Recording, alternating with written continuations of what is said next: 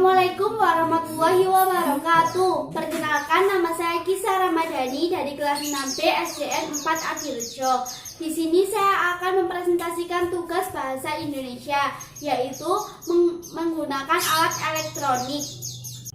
Di sini saya akan menggunakan alat elektronik kulkas.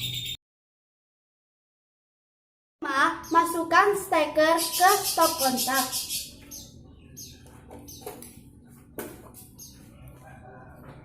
Langkah kedua, buka kulkas.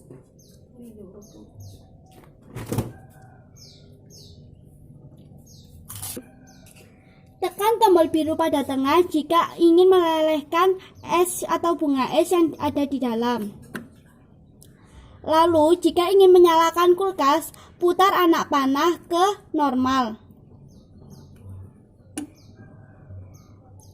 Jika ingin seluruh kulkas beku, maka putar anak panah dari normal ke cooler.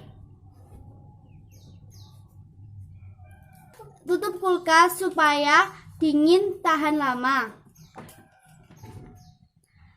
Sekian presentasi saya, untuk kurang lebihnya saya mohon maaf. Saya akhiri. Wassalamualaikum warahmatullahi wabarakatuh.